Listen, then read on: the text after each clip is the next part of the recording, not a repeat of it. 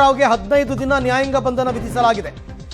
Okay, ನಟಿ ರನ್ಯಾ ರಾವ್ಗೆ 15 ದಿನ ನ್ಯಾಯಾಂಗ ಬಂಧನ ಅಂದರೆ ಅಲ್ಲಿಗೆ ಜೈಲಲ್ಲಿ ಇರಬೇಕಾಗುತ್ತೆ. ಇನ್ನು 15 ದಿನ ಜೈಲಿನಲ್ಲಿ ಇರಬೇಕಾಗುತ್ತೆ. ವಿಚಾರಣೆ ಕಂಪ್ಲೀಟ್ ಮುಕ್ತಾಯ ಆಗಿದೆಯಾ ಅಥವಾ ಮತ್ತೊಮ್ಮೆ ವಶಕ್ಕೆ ಪಡಿತಾರಾ DRI ಅಧಿಕಾರಿಗಳು?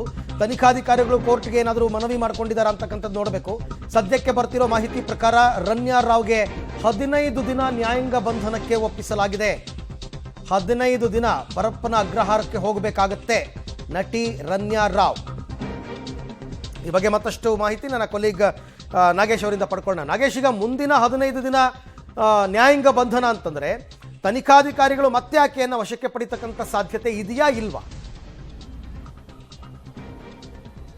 ಅರವಿಂದ್, ಬಹಳ ಪ್ರಮುಖವಾಗಿ ಗೋಲ್ಡ್ ಸ್ಮಗ್ಲಿಂಗ್ ಕೇಸಲ್ಲಿ ಈಗಾಗಲೇ ರನ್ಯಾ ರಾವ್ ಅವರನ್ನು ವಿಚಾರಣೆ ಮಾಡುವ ಕೆಲಸವನ್ನು DRI ಅಧಿಕಾರಿಗಳು ಮಾಡಿರುವಂಥದ್ದು. ಕಳೆದ 3 ದಿನಗಳಿಂದಲೂ ಕೂಡ ನಿರಂತರವಾಗಿ ರನ್ಯಾ ರಾವ್ ಅವರನ್ನು ವಿಚಾರಣೆ ಮಾಡಿ ಅದಕ್ಕೆ ಸಂಬಂಧಪಟ್ಟಂಥ ಒಂದಷ್ಟು ದಾಖಲಾತಿ ಮತ್ತು ಮಾಹಿತಿಯನ್ನು ಪಡೆದುಕೊಳ್ಳುವ ಕೆಲಸವನ್ನು ಮಾಡಿರುವಂಥದ್ದು. ಮೇಲ್ನೋಟಕ್ಕೆ ಪ್ರಾಥಮಿಕವಾಗಿ ತನಿಖೆ ಏನಾಗಬೇಕಾಯಿತು ಅವೆಲ್ಲವನ್ನು ಕೂಡ DRI ಅಧಿಕಾರಿಗಳು ಮಾಡಿ ಮುಗಿಸಿದಂತೆ ಕಾಣ್ತಿದೆ. ಹಾಗಾಗಿ ಅವರು ಮತ್ತೆ ಕಸ್ಟಡಿಗೆ ಕೇಳುವ ಪ್ರಯತ್ನವನ್ನು ಮಾಡಿಲ್ಲ. ಈಗಾಗಲೇ ಅವರಿಗೆ ಮುಂದಿನ 15 ದಿನಗಳ ಕಾಲ ನ್ಯಾಯಾಂಗ ಬಂಧನ ವಿಧಿಸಿ ಆದೇಶವನ್ನ ಮಾಡಿರುವಂಥದ್ದು.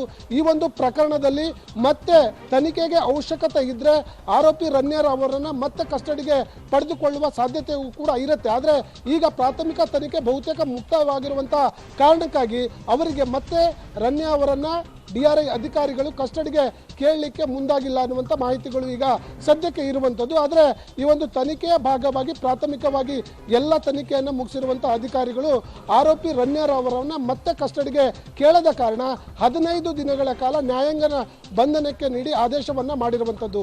ಹಾಗೆ ಸಂಪರ್ಕದಲ್ಲಿರಿ ನಾಗೇಶ್, ನಿಮ್ಮ ಜೊತೆ ನಾನು ಮತ್ತೆ ಮಾತನಾಡ್ತೀನಿ. ಸದ್ಯಕ್ಕಂತೂ ಈಗ ಬರ್ತಾ ಇರೋ ಮಾಹಿತಿ ಪ್ರಕಾರ ಮುಂದಿನ 15 ದಿನ ನ್ಯಾಯಾಂಗ ಬಂಧನ. ತನಿಖಾಧಿಕಾರಿಗಳು ಮತ್ತೆ ನಮ್ಮ ವಶಕ್ಕೆ ಕೊಡಿ ಅಂತ ನ್ಯಾಯಾಧೀಶರ ಮುಂದೆ ಬೇಡಿಕೆಯನ್ನು ಇಟ್ಟಿಲ್ಲ. ಬಟ್ ಅವರೇ ಹೇಳ್ತಾರೆ ತನಿಖೆಗೆ ಸಹಕಾರ ಕೊಡ್ತಿಲ್ಲ ಅಂತ. ಮತ್ತೆ ಹೆಂಗೆ ಇದು ಇನ್ವೆಸ್ಟಿಗೇಷನ್ ಮುಂದುವರಿಯೋದು ಅಂತಲೂ ಗೊತ್ತಿಲ್ಲ. ಬಟ್ ಸದ್ಯಕ್ಕಂತೂ 15 ದಿನ ನ್ಯಾಯಾಂಗ ಬಂಧನ ರನ್ಯಾ ರಾವ್ಗೆ.